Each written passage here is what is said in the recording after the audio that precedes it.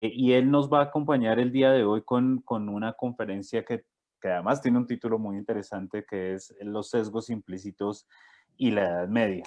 Entonces, pues padre, muchas gracias por acompañarnos con su conferencia. Tiene usted la palabra de ahora en adelante y pues cuando usted termine su conferencia daremos paso a las preguntas que formulen nuestros participantes.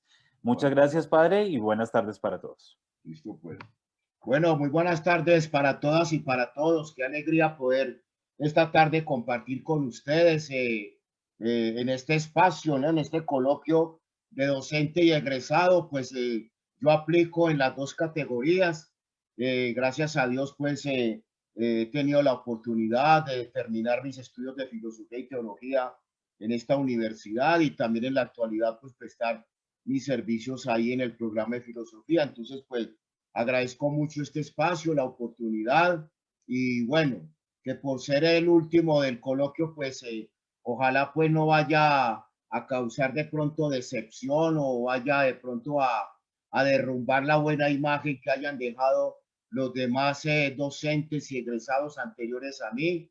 De todos modos, pues yo creo que cada uno tiene su particularidad y algo bonito de la filosofía es precisamente esta apertura en la cual todos nosotros nos podemos expresar libremente y con nuestros argumentos, defender nuestras posturas y poder entablar entonces diálogos y conversatorios como como el que yo pienso entablar esta tarde, que va a ser más que todo un conversatorio, ¿no? ¿Qué es lo que pretendo yo hacer esta tarde?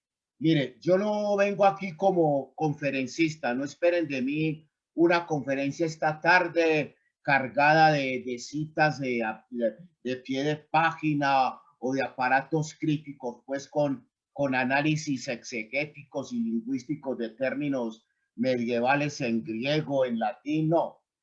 Yo lo que quiero compartirles a ustedes es una cuestión como muy personal, tómenlo así, como muy personal, como alguien que empieza a reflexionar sobre un tema y le quiere compartir eso a sus compañeros y compañeras, ¿no?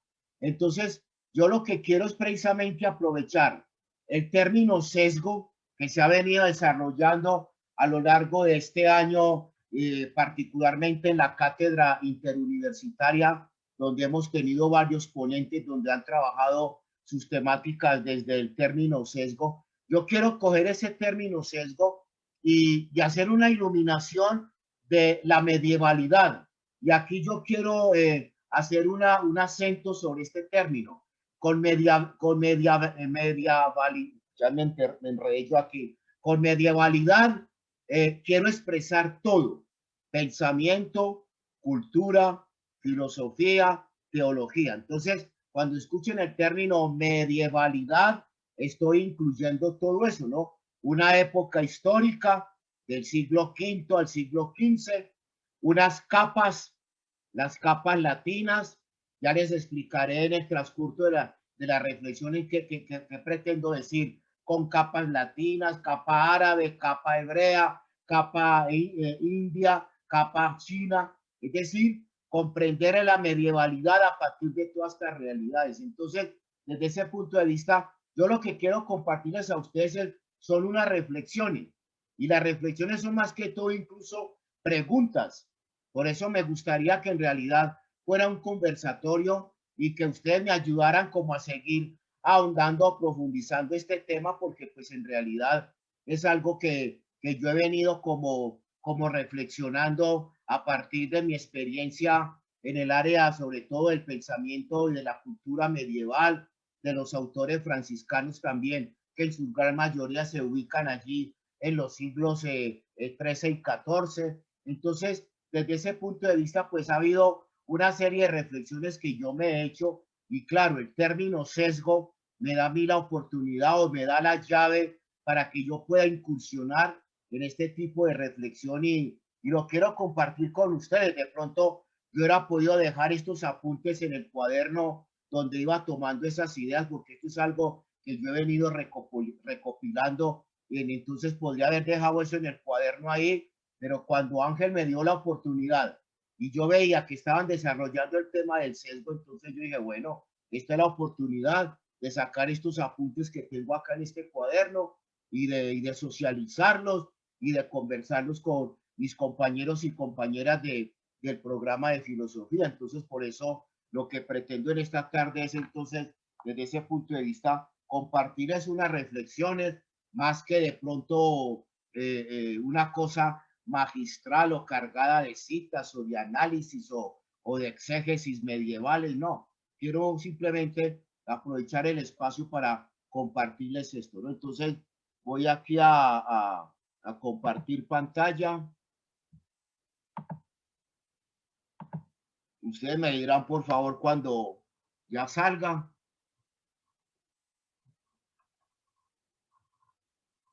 Listo, padre, ya Vale, está. listo, pues. Bueno, entonces, eh, ustedes pueden ver ahí en el título los sesgos implícitos y la Edad Media. Así lo hemos, discutimos el tema, el título con Ángel y llegamos de pronto a esa conclusión. Ya el subtítulo investigación o herencia, pues lo coloqué allí porque yo me pregunto hasta dónde los sesgos que nosotros tenemos hacia la Edad Media son cuestiones fruto de una investigación o simplemente hemos heredado una serie de situaciones que se presentan sesgadas con respecto a la medievalidad. Entonces, desde ese punto de vista, por eso puse esos dos términos. O cuando yo me ubico con sesgos hacia la medievalidad, lo hago porque yo he investigado sobre la situación o simplemente lo hago porque he heredado una serie de situaciones que se han presentado al respecto, ¿no? Bueno, entonces comienzo precisamente por definir nuevamente la palabra sesgo. Yo sé que muchos ponentes a lo largo de este año, durante la pandemia, que han trabajado el tema del sesgo, pues ya han dado algunas luces sobre el sesgo, pero yo quiero retomar nuevamente el término y comienzo incluso con la última parte, ¿no? La palabra sesgo es una palabra latina, viene de secu, sequi, sectum. Ustedes ya pueden identificar allí, por ejemplo, con secu pueden identificar secuaces, o sea que una persona es secuaz porque sigue un grupo, porque sigue precisamente una corriente, porque sigue una ideología, porque sigue una mentalidad. Sectum, y ahí podemos muy bien derivar la palabra secta, o sea que ya se presenta como un grupo quizás aparte, como un grupo consolidado a través de una idea, de una ideología, de un pensamiento y que se ubica de pronto en términos aparte. Entonces, desde ese punto de vista es importante tener presente estas raíces latinas del término sesgo para poder comprender esto, ¿no? Además, si vamos a un diccionario, nos damos cuenta que la palabra sesgo significa cortado, algo que está dispuesto o situado oblicuamente. Creo que este término es muy importante, el oblicuo. También se entiende como una orientación, como la dirección o el curso que toma cierto asunto, ¿no? Y es muy común cuando uno dice, no, es que esta postura es muy sesgada, es decir, nos damos cuenta que es como la dirección o el curso que ha tomado cierta realidad. También por sesgo podemos entender una actitud parcial tendenciosa y que es mostrada por algo, ¿no? Generalmente la palabra sesgo creo que desde ese punto de vista es mucho más familiar con esta tercera acepción, ¿no? De una actitud parcial, tendenciosa y mostrada por algo, ¿no? Entonces, desde ese punto de vista creo que es una acepción que también nos puede colaborar. También encontramos en un diccionario expresiones como al sesgo, y al sesgo pues es una forma locutiva, una forma digámoslo así, hablada, con la cual nosotros estamos significando algo oblicuo o transversal. Entonces, al sesgo es un ejemplo que nos puede ilustrar muy bien esa forma de la locución, de la palabra, del diálogo, que toma precisamente una tendencia oblicuo transversal, ¿no? Entonces, creo que es importante que tomemos este concepto de sesgo y lo comprendamos muy a la castellana, digámoslo así, muy al diccionario tanto latino como al diccionario de la lengua castellana, para que nos ubiquemos un poco desde ese punto de vista, ¿no? Bueno, ¿qué tratamos de, qué trato yo de ver aquí precisamente con esta situación acerca de los sesgos, ¿no? Eh, eh, Algo que nosotros tendríamos que preguntarnos y por eso mi intervención va a apuntar más que todo como hacia preguntas.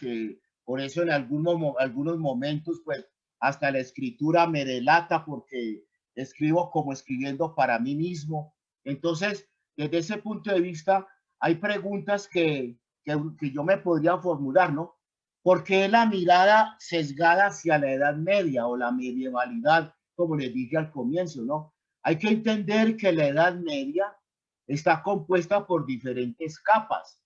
Capa latina, capa árabe, la capa judía, la capa que viene de la India, la capa que viene de la China. Entonces, desde ese punto de vista, cuando yo tengo una mirada sesgada hacia la Edad Media, ¿sobre qué está mi mirada? ¿Sobre qué apunto yo mi sesgo? Entonces, es allí donde yo empiezo como a reflexionar lo siguiente. Eh, si nosotros cogemos una historia de la filosofía medieval, a nosotros siempre nos han presentado la Edad Media como la capa latina. Y cuando yo digo la capa latina, es la capa precisamente donde figuran prácticamente los santos, los santos. San Agustín, San Anselmo, San Buenaventura, Santo Tomás, Escoto, aunque no es un santo, pues también hace parte, digámoslo así, de esa corriente cristiana católica. Entonces, el Ockham, incluso Ockham es difícil de ubicarlo porque Ockham en ese sentido es mucho más revolucionario y pudo haber tomado incluso distancia con respecto al pensamiento de sus hermanos de comunidad. Entonces no meto a Ockham ahí porque realmente Ockham es de un pensamiento muy distinto. Pero entonces, ¿qué les quiero decir con esto? Que las historias de la filosofía han cometido el gran error de presentar la Edad Media solo como la capa latina. Muy pocas, pero es que son contadas las historias de la filosofía medieval que incluyen a los árabes, con toda la riqueza del pensamiento árabe, por Dios, porque es un pensamiento muy rico, y no solo a nivel filosófico, hay que tener presente los aportes de los árabes a nivel de la óptica, por ejemplo, a nivel del vidrio, aunque ya el vidrio venía desde la China antigua, pero también los árabes, todo el manejo del vidrio, el manejo de las matemáticas, por ejemplo, en los judíos, toda la parte de la medicina, tan interesante el tema de la medicina. En los árabes también la parte política, la parte ética, en los judíos la parte moral, en la India toda la parte simbólica. No hay que olvidar que la Edad Media, siglo XV al siglo, perdón, siglo V al siglo XV, es una edad marcada por la simbólica. Por eso muchos de los estudios, sobre todo de Humberto Eco, apuntan precisamente a desentrañar ese valor tan grande que tiene la simbólica, ¿no? La China también, con todos sus pensadores y su comercio, es decir, es una época, la medievalidad, marcada por todas estas capas, pero infortunadamente las historias de la filosofía solo nos hablan de santos, solo nos hablan de santos, ¿no? Entonces, ahí viene ya de pronto una primera reacción, diría yo.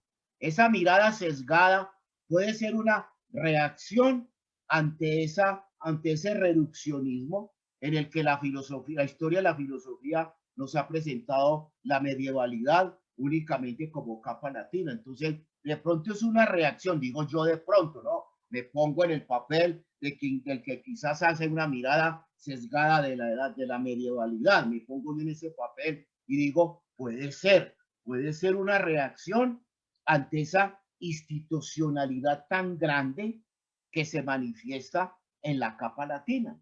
Y esa institucionalidad está marcada por la Iglesia Católica. y por todo lo que la Iglesia Católica representó en la Edad Media, bueno y malo, porque aquí tenemos que ser muy objetivos con la historia y muy objetivos con lo que nos presenta precisamente la realidad. Entonces, desde ese punto de vista, yo dejo ahí planteado el tema y ojalá ustedes ahora en el conversatorio me ayuden a esclarecer esto que estoy presentando en el momento, ¿no? El sesgo, entonces diría yo, es hacia la sociedad medieval, porque pues nadie, yo no he escuchado del primero que diga, mire, yo tengo un sesgo hacia la Iglesia Católica, pero no tengo sesgo hacia los árabes, no. La medievalidad, el sesgo, la mirada es sesgada, es hacia toda la medievalidad. Yo no he escuchado decir, mire, yo no acepto el pensamiento oficial de la Iglesia Católica, pero me quedo con el pensamiento de la India a nivel medieval. Perdonen, pero yo no he escuchado ese tipo de distinción allí. Entonces, yo veo que el sesgo es hacia toda la sociedad medieval, cultura medieval, pensamiento medieval. Entonces, por eso lo formulo como una pregunta de, me da la impresión, y ahí es donde yo peco de estar de pronto hablando en términos personales, me da la impresión que ese sesgo es para toda la medievalidad. Es decir, yo no conozco que alguien diga yo me quedo con esto, pero no me quedo con aquello. Entonces, ahí es donde viene ya ese aspecto también, ¿no? Por eso, a raíz de estas preguntas, de estas dos inquietudes, me hago esa pregunta. ¿Sesgamos nosotros mismos o somos herederos de esos sesgos? Mire, solo he presentado dos inquietudes y entonces ya me lanzo con esa pregunta. Ese sesgo que yo tengo hacia la medievalidad, y me perdonen que como que pluralice, aquí nos estoy metiendo a todos, me perdonan que nos meta a todos, pero ustedes son mi auditorio, son el público, son las personas que están compartiendo conmigo en este momento y que están escuchando estas reflexiones de pronto estúpidas, locas o que no tienen sentido, pero entonces me perdonan que los incluya en eso, ¿no? Entonces, el sesgo hacia la medievalidad es de nosotros mismos, o sea, yo mismo he llegado a tener un sesgo porque conozco la medievalidad, la he estudiado, me he metido con eso, o simplemente he heredado esos sesgos. Me los han transmitido, los he aprendido, de pronto cualquier 3 o 4 líneas por ahí de un autor, entonces desde ese punto de vista, esas 3 o 4 líneas de ese autor, yo como que me apropio de ellas y ya me creo un gran conocedor de la Edad Media con esas 3 o 4 líneas. Aquí influye mucho incluso también el enciclopedismo francés y la ilustración alemana, hasta donde yo he sido heredero también de esas mentalidades hacia la medievalidad, o es algo que yo lo hago porque es cosa mía, ¿no? Entonces creo que allí también queda planteada esa pregunta, ¿no? Me he preguntado por mis limitaciones personales en el abordaje de los temas medievales, mis limitaciones personales, porque cuando uno se adentra con un tema, uno tiene limitaciones personales. Y yo escucho hablar al profesor César sobre todo el tema del dolor y el sufrimiento en Paul Ricoeur, o al profesor, al profesor Buritaca sobre precisamente todo el tema de la lógica, o a Ángel sobre el tema de la filosofía analítica. Es decir, yo tengo mis limitaciones personales al respecto. Entonces, hasta dónde yo también tengo que preguntarme si manejo un sesgo hacia la medievalidad, es una cuestión personal, está reflejando en mí una limitación personal, por ejemplo, con el tema del latín. El latín es una lengua, pues que sí, que todo el mundo no la aborda ni la trabaja, entonces de pronto puede causar diría yo, no sé, cierta pereza o cierto desinterés abordar estos autores, porque no los puedo trabajar en la propia lengua, ¿no? La profesora Tulia puede muy bien abordar un autor alemán porque ella maneja el alemán, por ejemplo. Entonces, desde ese punto de vista, de pronto el tener que abordar estos autores con una lengua que yo no conozco, de la que no tengo idea, de pronto también puede causar en mí una limitación personal, y eso me puede llevar a mí a un sesgo, y eso lo alimento yo con las posturas de otros. Entonces, Fijémonos que también allí dejo planteada la pregunta en ese sentido, ¿no? Por eso me pregunto después, ¿qué he construido yo mismo de la mirada hacia el medioevo? ¿Y qué he repetido yo? Porque puede ser que también combine las dos, que yo me he adentrado con algún autor del medioevo, he visto su planteamiento, pero también he podido recibir situaciones de otros autores. Entonces, hasta dónde pues precisamente se manifiesta esta realidad como tal, como la quiero, como se está presentando, ¿no? Y continúo con otras preguntas. ¿Será que el sesgo hacia la medievalidad viene de la misma época? Mira qué pregunta tan interesante, ¿no? O sea, ¿será que ella misma me ha dado motivo a mí para que yo tenga una mirada sesgada? ¿Es ella misma la que precisamente me da a mí esa mirada tendenciosa, sesgada y oblicua? Nosotros sabemos que en la medievalidad y sobre todo, es decir, me toca seguir pensando en términos de las historias de la filosofía que solo han presentado la medievalidad latina, la de todos estos santos, como les dije ahora. Entonces, ¿hasta dónde esa institucionalidad tan fuerte como fue la iglesia en la Edad Media, eso no suscita en mí de pronto cierto resquemor, cierta situación, no suscita en mí cierto sentimiento como no muy válido con esa institución que bien o mal ha hecho cosas, pero que también maneja situaciones pues con las que yo no comulgo? Entonces, ¿hasta dónde la misma medievalidad, y entendido aquí medievalidad, solo la capa latina, como la han presentado las historias de la filosofía, hasta dónde esa mirada que yo tengo sea una mirada precisamente que la misma medievalidad, entendida por Iglesia Católica, me ha alimentado a mí. Entonces, de pronto, mi mirada sesgada es una reacción, es algo que ha suscitado la misma medievalidad latina, ¿no? Es algo que yo me pregunto ahí también, ¿no? Pensar que esa época fue solo. Cuando yo digo, no, es que la Edad Media, eso solamente es una cuestión de curas, de monjas, eso no es una cuestión de monasterios, de bibliotecas viejas. Entonces, fue solo. Cuando incluso tenemos frases, proverbios o referidos a esa época, no, hermano, eso es medieval, eso es medieval, eso es un sesgo implícito. Y nosotros lo utilizamos corrientemente. No, es que eso es bizantino, eso es medieval, no, eso es volverse a la Edad Media, eso es volver al medioevo. Es decir, dijémonos que hay una serie de frases, de proverbios referidas a esa época en tonos peyorativos, en tonos tendenciosos.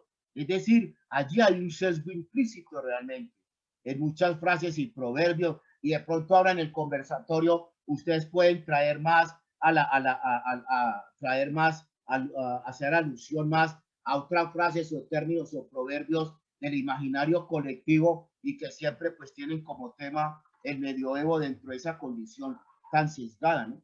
Entonces, por eso yo anoto ahí también que no es que esté acusando yo, no es que esté acusando, pero nosotros sí nos damos cuenta por la historia de la filosofía que tanto la ilustración alemana como el enciclopedismo francés tuvieron mucho, en sus orígenes tuvieron que ver mucho precisamente como con esa forma de ilustrar mejor al ser humano, ya que la Edad Media se tomaba como una edad infantil, una edad de fábula, una época donde solo se le aportó cuestiones infantiles a los seres humanos, una época que no le aportó nada. No olvidemos cuando Voltaire, por ejemplo, hablaba del oscurantismo medieval. Entonces, desde ese punto de vista, autores como D'Alembert, Diderot, Voltaire, en el enciclopedismo francés, tienen frases y tienen proverbios y tienen precisamente palabras que pueden de pronto alimentar más esto del oscuro de la Edad Media, no solamente por los hábitos y la falta de energía, de electricidad en las abadías y los monasterios y los hábitos oscuros de los religiosos y religiosas de la época. No solo es oscurantismo, sino también en cuanto que se considera que es una época que no aportó absolutamente a nada al pensamiento del ser humano. Entonces, por eso yo lo coloco allí como una forma precisamente también de sembrar o de crear inquietud o de provocar al colocarlos allí, ¿no? El principal sesgo es desconocer esta época y la historia y el pensamiento. Es decir, yo creo que nuestro principal sesgo es desconocer esta época. Es como si yo me pusiera a hablar, no sé, de los mongoles, si yo tener ningún conocimiento de los mongoles, y yo solamente lo de los mongoles sé lo que vi por ahí de pronto de una película donde eran unos grandes amaestradores y grandes jinetes y grandes conquistadores de tierra. Pues si yo me quedo con esa imagen de los mongoles, pues hasta donde mi desconocimiento de la historia de los mongoles precisamente no obedece también a que yo me exprese de ellos de una forma de pronto muy reducida, muy peyorativa y muy sesgada. Entonces es allí donde lo pongo, ¿no? Por eso entonces vengo ahora con una serie como de respuestas a todas estas inquietudes, ¿no? Entonces, por ejemplo, allí yo ya hablo de las creencias, es decir, de todo aquello que nosotros hemos recibido a nivel de formación cultural, familiar, escolar, universitaria, esas creencias, toda esa historia que nosotros tenemos y a partir de allí explicamos la realidad, las emociones, ¿no? Y por ejemplo, lo que les decía ahora, hasta dónde la misma medievalidad latina representada en esa institución que se llama Iglesia Católica puede suscitar en mí emociones y situaciones que precisamente me lleven a mí a tener una actitud sesgada precisamente hacia esta época, ¿no? Los odios a la Iglesia Católica confundido con la cristiandad, Inquisición, ejército, la intolerancia, empezando que la palabra tolerancia no existía en la Edad Media, todas estas luchas de poder, el conflicto de las investiduras, quién viste a quién, el rey al papa o el papa al rey, hasta donde todas esas situaciones emocionales me llevan a mí también a tener una mirada sesgada precisamente hacia esta medievalidad, ¿no? Las persecuciones de la institución iglesia hacia las prácticas como la alquimia, la brujería, todo bajo la mirada de querer controlar todo, incluso el pensamiento, ¿no? Es decir, la iglesia se presenta también como una institución que lo quiere controlar todo, incluso el pensamiento, ¿no? Por eso cuando uno ya hablar de la brujería, uno se da cuenta que detrás de la persecución de la brujería, lo que está es precisamente el hecho de darnos cuenta que la brujería es una forma de desestabilizar el status quo, ¿no? El establishment de la Edad Media. Entonces, hasta dónde pues todo eso también obedece a un poder que lo quiere controlar todo, incluso el mismo pensamiento. Y claro, eso genera en mí ciertas emociones que me pueden llevar a mí a una actitud sesgada con respecto a eso, ¿no? Cuando digo Edad Media, incluyo las capas presentes en esta época, ¿no? Hasta donde yo estoy excluyendo, estoy excluyendo en las capas, estoy excluyendo todo esto que precisamente les decía ahora, ¿no? Hasta donde soy sectario en incluir únicamente en la medievalidad a la capa latina. Entonces, soy un sectario con respecto a las demás capas que o desconozco o no quiero reconocer. Entonces, hasta dónde pues precisamente esa mirada sesgada hacia la medievalidad me está llevando a mí a ser también injusto con el tratamiento de otras capas que deben de ser incluidas también dentro de la medievalidad y que precisamente pues deberían también tener de pronto un respeto de parte mía, ¿no? Y entonces aquí nos volvemos a dar, me vuelvo yo a preguntar hasta dónde mis limitaciones personales son el primer sesgo. el primer sesgo que yo precisamente tengo que trabajar, para poder aceptar y acoger situaciones como la medievalidad. Entonces, desde ese punto de vista, pues, reconocer hasta dónde el sesgo que tengo hacia la Edad Media, hacia la medievalidad, es una limitación personal, ¿no? Hasta dónde la falta de interés por investigar sobre la intencionalidad de los autores medievales, ¿no? Y ahí traigo a colación los trabajos de Gadamer, de Heidegger, que nos ayudan precisamente también a ubicarnos dentro de esa intencionalidad, ¿no? Hasta dónde me ha faltado a mí ese interés a mí de conocer la intencionalidad de estos autores, ¿no? Cuando yo de pronto con gusto puedo abordar un autor de la edad antigua, de la edad moderna o contemporánea, es decir, con ese deseo de investigar, de conocer su intencionalidad. Es decir, a ver, por ejemplo, que alguno de nosotros se pregunte, bueno, ¿cuál fue la intencionalidad de San Anselmo al hablar del argumento ontológico de la existencia de Dios? Tanto que se habla de eso. Y que en la edad moderna, sobre todo Kant y otros pensadores, pues los trabajaron tanto. Entonces, ¿hasta dónde eso? Es decir, ¿hasta dónde hacernos ese tipo de preguntas, ¿no? ¿Cuál fue la intencionalidad? ¿Qué busca este señor con formular eso? Entonces, poder uno adentrarse a estas épocas o a estos autores con esa pregunta sobre la intencionalidad, ¿no? Ayudado por estos autores más contemporáneos, ¿no? Por eso yo digo que no nos podemos negar la posibilidad de entablar un diálogo con estos autores. Y hoy en día, incluso esto es una forma como actualmente se está trabajando el pensamiento medieval. Se está trabajando en diálogo con los autores contemporáneos. Yo no sé si ustedes han sido testigos de alguna intervención de Julio César Barrera o de mi persona cuando de alguna forma presentamos algún tema medieval. No nos quedamos en el medioevo, siempre traemos lo ponemos en diálogo con los autores contemporáneos, porque ese es el método actual para trabajar la medievalidad, no como una cuestión allá del pasado, sino como una realidad en diálogo. El medioevo en diálogo con la contemporaneidad.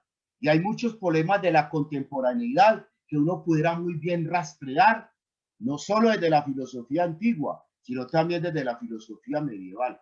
Muchas situaciones, preguntas del pensamiento contemporáneo, autores, y no es en vano que nosotros nos demos cuenta que hay muchos autores contemporáneos nuestros que han hecho que han hecho todo su trabajo filosófico comenzando en rastrear situaciones del pasado. Por ejemplo, yo en la actualidad estoy trabajando el tema de la asedia, que es una cuestión que se formularon los monjes en la Edad Media. Y ese tema de la asedia tiene como trasfondo el término práctica, practicos. Y hay que ver cómo Michel Foucault, sus trabajos sobre praxis, sobre práctica, precisamente los hace remontar hasta esa época. O sea, un autor tan nuestro, tan contemporáneo y tan querido para muchos, mire cómo tiene esa capacidad de ponerse en diálogo, con esos autores del medioevo y darse cuenta que en Evagrio de Póntico, este padre de la iglesia, que es el que empieza a sistematizar todo lo que se conoce hoy como el tema de la asedia o esa tristeza que embarga al monje en su claustro, en su monasterio, y eso lo trabaja Evagrio de Póntico, y a partir de allí formula todo un tratado que llama el tratado práctico, ahí viene el prácticos. Entonces, desde allá Foucault retoma todo eso precisamente para hablarnos hoy en día sobre muchos temas sobre que tienen que ver precisamente con la práctica. Entonces, dijémonos que es interesante que nosotros nos pongamos en esa actitud de poner en diálogo precisamente esos autores medievales con los autores contemporáneos, ¿no? Por eso termino esto, porque con esta diapositiva ya termino mi intervención para que podamos abrir ya un espacio de conversación acá. Termino con esta frase, ¿no? La verdadera sabiduría está en reconocer la propia ignorancia. Entonces, desde ese punto de vista, pues les agradezco mucho este espacio, estos minutos que me concedieron. Como les dije al comienzo, esto es parte de mi reflexión personal. Esto no es un tratado, mire, aquí yo no trajecitas de nadie, ni me puse a analizar conceptos ni términos, no, que esto es fruto de mi reflexión a lo largo de estos años que me he dedicado a estudiar el pensamiento medieval en su capa latina, porque también he estudiado a los árabes, perdón, a los autores latinos, también he estudiado autores árabes, también me he metido con autores de la India, con la China les confieso que no me he metido ya mucho, pero entonces desde ese punto de vista sí he tenido la oportunidad de indagar sobre estos autores, entonces todo eso me ha llevado a mí y gracias al concepto de sesgo que manejaron este año los ponentes en esta cátedra interuniversitaria, di la oportunidad de pronto de compartir con ustedes estas ideas y reflexiones que como vieron son más preguntas que respuestas. Por eso yo quiero que ustedes me ayuden ahora en el conversatorio a responderlas o a formularme todavía muchas más. Muchas gracias, pues, ¿no? Bueno, muchas gracias, padre Luis Fernando, por su conferencia, muy interesante. Vamos a abrir entonces ahora el espacio para las preguntas. Entonces, invito a los participantes que quieran preguntarle al padre alguna cuestión a que prendan sus cámaras y sus micrófonos para que podamos conversar.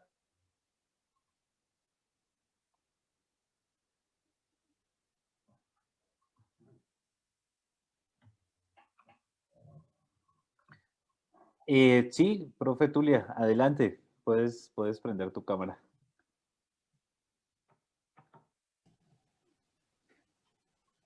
Bueno, buenas tardes. Muchas gracias. Hola, buenas tardes, Tulia. ¿Qué más? Hola, Fernando, ¿cómo estás? Muchas gracias por tu exposición, muy interesante.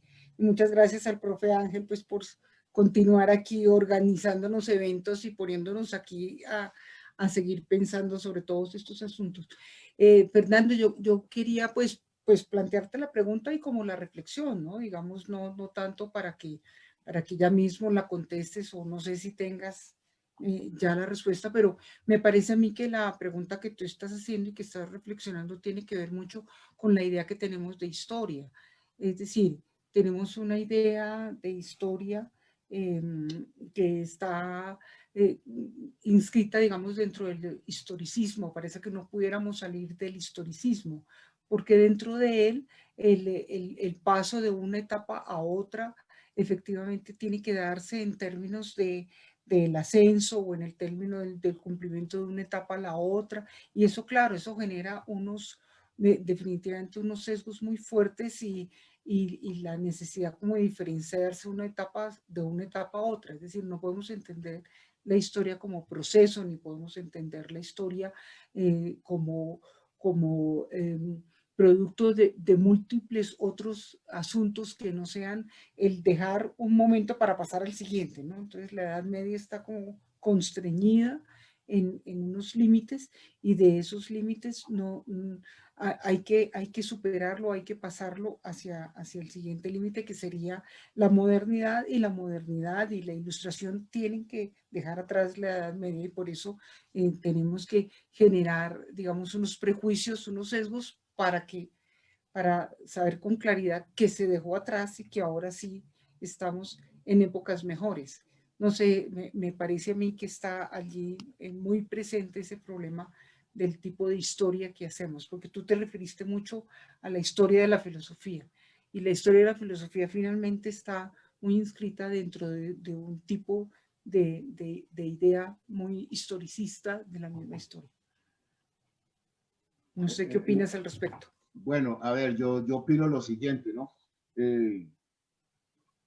Bueno, yo creo que los autores que han clasificado la historia del pensamiento, así como la conocemos, antigua, medieval, moderna, contemporánea y posmoderna, si queremos hablar en esos términos también, pues yo sé que han tenido de pronto situaciones coyunturales que han llevado precisamente a ir cerrando y abriendo, diría yo, en esos términos, ¿no?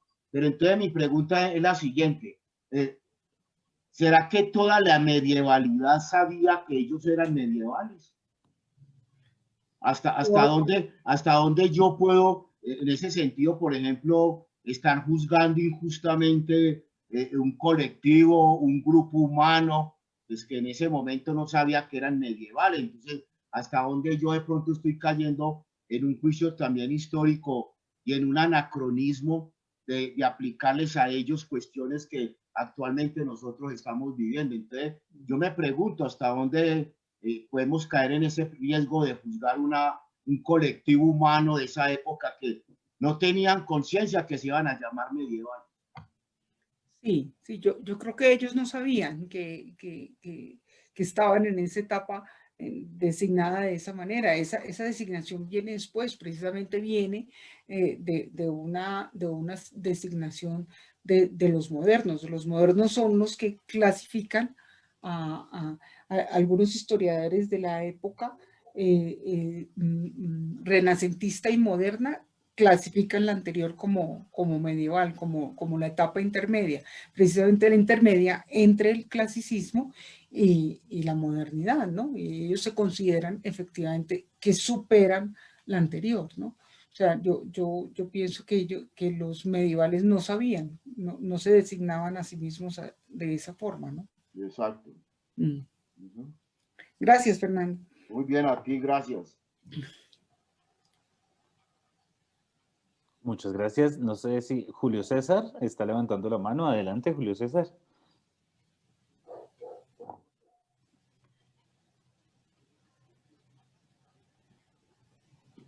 Gracias, Ángel, y gracias, Fernando. Bueno, dos cositas. Primero, en relación con los prejuicios, yo creo que hay que recordar aquella locución latina.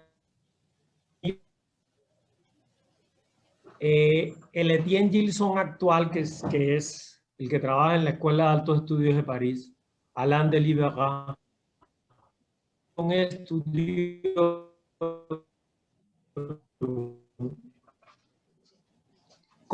Fernando, ¿cómo ubicarías la perspectiva de lectura de Alain de Libera en relación con los...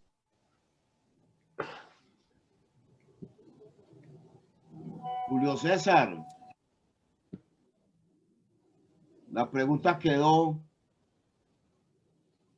Quedó cortada la pregunta. Quedó cortada la pregunta.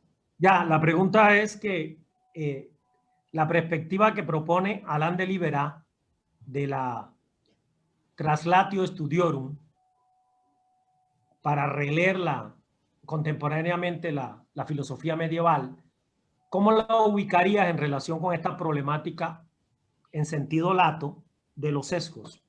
Esa es la pregunta. A ver, bueno, yo tuve la oportunidad pues de estudiar por allá en esos países y yo me atrevería a decir que en esos países la investigación precisamente sobre la medievalidad es una investigación fuerte, de punta.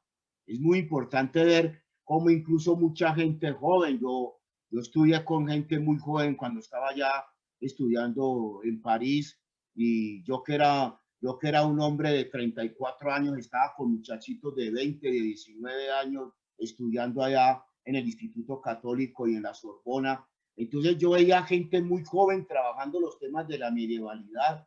O sea que desde ese punto de vista yo me doy cuenta que ellos no tienen ese problema quizás que yo me estoy formulando en este momento sobre los sesgos. Yo creo que en Europa puede haber sesgos, ¿no? Los puede haber, pero no es una cuestión tan marcada como acá, porque es que acá el sesgo, diría yo, es más escolar que de otra forma. Allá en la escolaridad, la medievalidad está en su pleno apogeo y en su plena dimensión. Entonces, desde ese punto de vista, es muy diciente que allá pues se trabaje con mucho ahínco. Además, hay que tener presente que la medievalidad prácticamente es europea. Aparte de los países árabes, de la China y de la India, el pensamiento medieval es netamente europeo. Entonces, diría uno, por eso ellos también tienen materia y tienen de qué preocuparse y tienen de qué estudiar al respecto, ¿no? Ya el tema es como para nosotros, ¿no? Como para nosotros. Yo incluso me puse a preguntar por qué de pronto nuestra actitud, y digo nuestra es aquí en Colombia, porque no quiero incluso juzgar otros países. Por ejemplo, yo estoy aterrado de la investigación en pensamiento medieval que se está dando en Argentina. En Argentina hay una investigación medieval impresionante. Entonces, y a ti te consta por los congresos y todo eso. Entonces, desde ese punto de vista, por eso cuando yo digo nuestra, hago referencia a Colombia. No sé por qué entre nosotros en la escolaridad nuestra, la medievalidad pues no incursiona, incluso en las grandes universidades nuestras son pocas las que tienen algún programa o algún autor que maneje la medievalidad. Incluso nosotros somos de los poquitos en Colombia como universidad que manejamos filosofía. Entonces, creo que desde ese punto de vista, la Traslatio Studiorum de la que ahora delibera es una forma muy fluida y muy natural que él se hace. De pronto para nosotros esto tendría más escollo y tendría más carnosidad, digámoslo así, más dificultad. No, para ellos eso pasa. La Traslatio Studiorum, ese contacto con los autores medievales, ese manejo del griego, del latín, que se da también en las escuelas y en los colegios por allá, eso les facilita mucho el contacto con todo esto. Entonces yo creo que desde ese punto de vista la postura de ellos es mucho más fluida que la postura nuestra. Ok, gracias.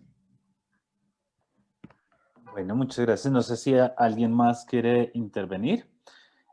Hay una pregunta en el Facebook que se la voy a transmitir al padre que dice lo siguiente. Quisiera saber cómo la filosofía medieval adquiere una nueva interpretación en nuestra cotidianidad, pregunta Edgar Camacho. Bueno, es decir, a ver, lo primero que tendría que hacer precisamente dentro de esos términos de intencionalidad, como los hablaba yo al final ya de la última diapositiva, es que antes de decir, yo me ubico en el momento presente, yo como contemporáneo puedo tener muy clara mi pregunta sobre la intencionalidad en el momento, mi pregunta actualmente, pero esa intencionalidad me puede llevar a mí también a hacerme la pregunta sobre la intencionalidad de estos autores medievales. Entonces, desde ese punto de vista, yo diría que la mejor forma de poder comunicarme desde el hoy con estos autores medievales es a partir precisamente de la intencionalidad. Si yo como contemporáneo tengo clara mi intencionalidad, esa intencionalidad me puede llevar a mí muy bien a buscar, a indagar, a investigar, a interpelarme por la intencionalidad de estos autores. Es más, nosotros cuando estudiamos filosofía contemporánea, en muchos autores contemporáneos, hay muchos problemas de esa filosofía que se pueden rastrear muy bien desde allá, desde allá. Cuando uno toma, por ejemplo, el concepto de intencionalidad en el mismo Husserl, por ejemplo, uno puede ver en el trasfondo muchos elementos del pensamiento de Tomás de Aquino o de otros autores medievales. Entonces, fíjense que si uno tiene clara la intencionalidad de los contemporáneos, podría muy bien esa intencionalidad como llevarme a mí y motivarme a tener mi mirada todavía mucho más atrás y rastrear esas situaciones desde el pasado. Entonces yo creo que lo que nos movería a nosotros es el aspecto de la intencionalidad para poder poner en diálogo estas épocas del pensamiento. Bueno, muchas gracias. ¿Alguien más tiene una pregunta en este momento? Entonces, si mientras alguien se anima, yo quería preguntarle algo, padre. Me llamó mucho la atención ese vínculo que usted hace entre tener un sesgo y tener desconocimiento por aquello por lo que se está sesgado. Entonces, entre más desconozco la filosofía medieval, quizás yo esté más propenso a tener sesgos frente a la filosofía medieval. Eso, digamos, me atrae porque muchas veces lo que pasa con los prejuicios y los sesgos pareciera que tiene que ver con eso, con falta de conocimiento, y la falta de conocimiento puede llevar al establecimiento de sesgos. Mi pregunta es, listo, si está ese vínculo, pasa algo raro con los modernos, con la ilustración, por ejemplo, europea, y con el Renacimiento, porque son ellos quienes, digamos, reaccionan de manera muy fuerte a la era medieval, pero lo hacen con un conocimiento muy profundo de lo que es la Edad Media. Así no tenga ese nombre en su momento, pero si uno piensa, digamos, en las personas o en los pensadores que marcaron un rompimiento fuerte con su tradición, pues eran personas que conocían muy bien esa tradición. Entonces, Locke, Descartes, Leibniz, por poner algunos ejemplos, conocían muy bien todo lo que sucedía en la Edad Media, y son ellos quienes justamente parecen rechazar y generar después los prejuicios que hoy tenemos con la Edad Media. Entonces, no sé qué opina usted sobre eso, padre. Pues es decir, de pronto, a ver, no sé hasta qué punto los famosos paradigmas que se manejan en las épocas también, y como muy bien lo expresaba Tuya también con el historicismo, que no nos podemos desprender de ese historicismo. Entonces no sé hasta qué punto también los paradigmas influyen mucho desde ese punto de vista, ¿no? El paradigma de la Edad Media es muy diferente al paradigma de la Edad Moderna. Si uno, por ejemplo, mira que si hay algo fuerte en la Edad Moderna, es el concepto de ley, en ley científica, ley moral, la ley en todas sus interpretaciones. En la Edad Media, como se piensa de que todo venía de Dios, todo venía de la gente principal que se llama Dios, entonces, claro, la moralidad, digámoslo así, o la ley estaba como ya prácticamente diseñada por Dios. Dios lo que hacía únicamente era colocarla en el intelecto de un ser humano y que ese ser humano se encargara de difundirla. Entonces, no había como esa elaboración o ese descubrimiento de la ley como la ve uno de pronto en los pensadores modernos, ¿no? Ateniéndonos solo a un concepto, el de ley. Entonces, desde ese punto de vista, yo diría también que de pronto sí es un cambio de paradigma, pero también diría yo que es una reacción.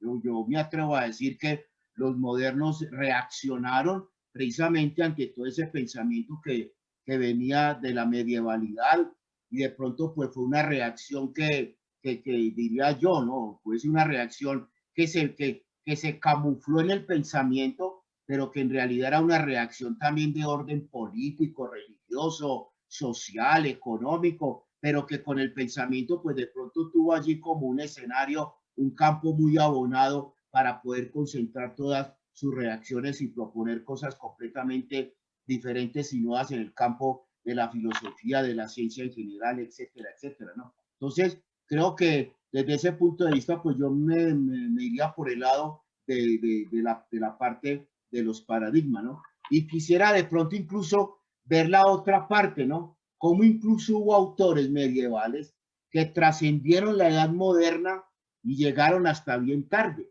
porque hubo muchos autores que desde la Edad Media incluso cruzaron la modernidad, porque los ve uno, su pensamiento sigue latente en la modernidad, lo citan los autores, lo trabajan, toman conceptos de él.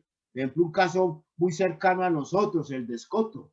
Juan Duce Escoto como pensamiento estuvo hasta 1850, cuando llegó León XIII al pontificado y ya oficializó los estudios eclesiásticos a partir de Tomás de Aquino. Pero desde la Edad Media, Juan Duce Escoto cruzó todo el pensamiento de la modernidad hasta mediados de 1850, que era precisamente el autor que más estudiaba. Y a Escoto lo nombra, por ejemplo, Leibniz tiene elementos de Escoto. Hay quienes dicen que detrás de muchos conceptos de Kant también uno puede ver cierta presencia allí de Juan Duce Escoto. Entonces, fíjense que como complementando tu pregunta, también decir que hay autores que desde la Edad Media se pasearon también por la Edad Moderna y hasta pueden llegar hasta el día de hoy, porque todavía hay autores que en este momento, siendo medievales, siguen hablando y siguen teniendo una actualidad muy grande, ¿no? Incluso no en vano se dice que la Edad Moderna la abrieron autores como Ockham, por ejemplo, como Guillermo de Ockham, y eso lo reconocen los mismos autores de la filosofía, de la historia de la filosofía. Entonces, digamos que sí, que hay un pensamiento no solamente que se quedó allá anclado, sino que siguió también moviéndose y sigue moviéndose. Y ya respondiendo concretamente a tu pregunta, pues yo diría que también son los cambios de paradigmas desde ese punto de vista, y que esos paradigmas pues están alimentados por cuestiones históricas, ¿no? Reacciones, cambios, mentalidades, y todo eso pues se abona allí en ese tema del paradigma, ¿no? Muchas gracias, padre. Bien, no sé si haya alguna otra pregunta adicional. Sí, César, adelante. Bueno, buenas tardes de nuevo para todas y todos. Digamos que yo me encuentro un poco confundido, padre, porque me siento como cuando Gadamer entra en la segunda parte de Verdad y Método y dice una cosa muy brutal. Dice, es que el gran prejuicio de la ilustración es creer que no tiene prejuicios y es el gran portador de un prejuicio, a su vez que su contendiente, que en el caso del capítulo allí presente, el romanticismo también era portador de un prejuicio, al punto que siento como esa, en la lectura que se hace, un decir que hay una connotación muy fuertemente negativa del prejuicio cuando no lo es. De facto, toda conciencia histórica y toda enseñanza de filosofía moderna, medieval, antigua, supone la imposibilidad o el reconocimiento de no poder eliminar un prejuicio, sino de poder modificarlo en diálogo con la tradición. Y cuando los vengo escuchando es como el prejuicio, aquello, esto, ¿y quién está libre de prejuicios ontológicamente hablando? ¿Acaso nuestra conciencia histórica no está fuertemente constituida por ellos? Y precisamente el ejercicio de lectura, el ejercicio de reconocimiento de ser herederos de una tradición, no es precisamente abrazar esos prejuicios para poder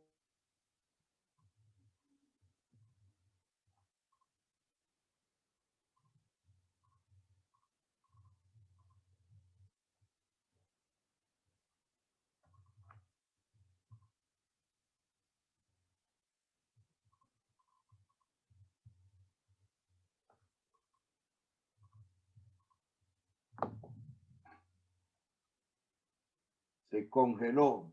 Se congeló, César, creo que se le fue la señal.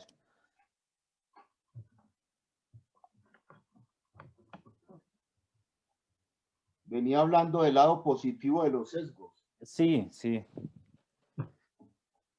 que son de pronto como una forma de obligarme a mí a investigar o a ponerme en diálogo con eso, ¿no? En lugar de pronto de echar por la borda una situación, yo me intereso por ello para conocerla mejor, ¿no? De pronto ese es el lado positivo del sesgo, no quedarme simplemente con una mirada oblicua o tendenciosa, sino adentrarme a estudiarlo, ¿no? ¿Listo, profe? Qué pena. Ay, qué pena, se me cayó el internet.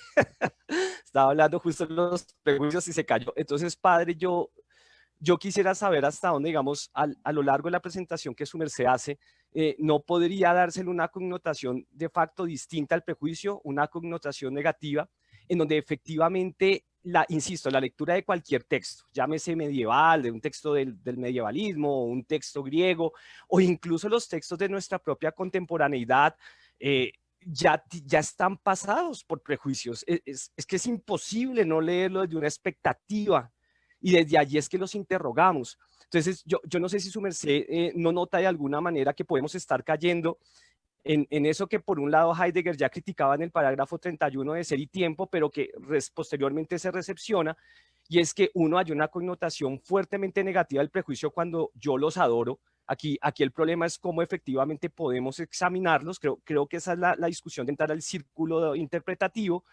Y por el otro lado, cómo su merced de facto, pues, de alguna manera reconoce que ya está siendo portador de prejuicios cuando está leyendo a sus medievalistas, que por supuesto su merced es un experto en eso, yo no, pero digamos que ya está leyéndolo desde una expectativa predeterminada, y que uno debería también reconocer eso. Pues digamos que esa es como un poco mi comentario y mi pregunta, profe. No sé si se entiende un poquito. Muchas gracias. Está muy bien, y mientras volvías tú del congelamiento, estábamos hablando con Ángel, ¿no?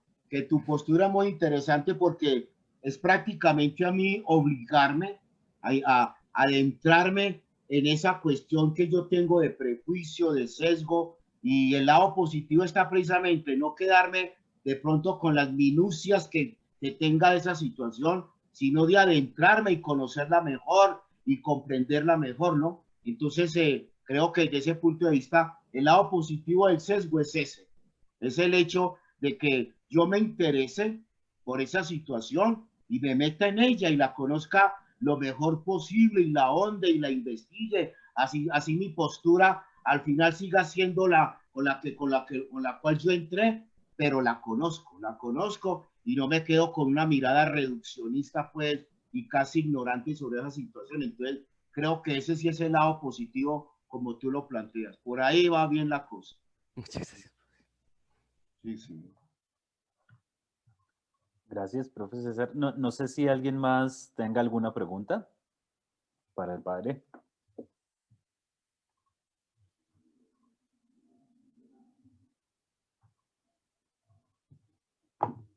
Muy bien. Bueno, entonces, muchas gracias, padre Fernando, por haber compartido con nosotros sus inquietudes. A todos los asistentes, muchísimas gracias por haberse conectado. Como les decía al principio, esta es nuestra última sesión del 15º coloquio de docentes y egresados. Y al mismo tiempo, pues es la clausura también de nuestros seminarios filosóficos de este semestre y también ha sido una tradición de nosotros culminar el semestre con algún tipo de evento académico como el que estamos teniendo. Entonces, muchas gracias a todos.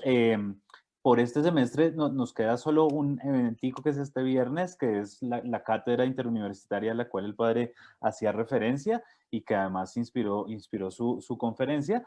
Entonces, bienvenidos todos. Yo les estaré compartiendo la información sobre la conferencia del día viernes.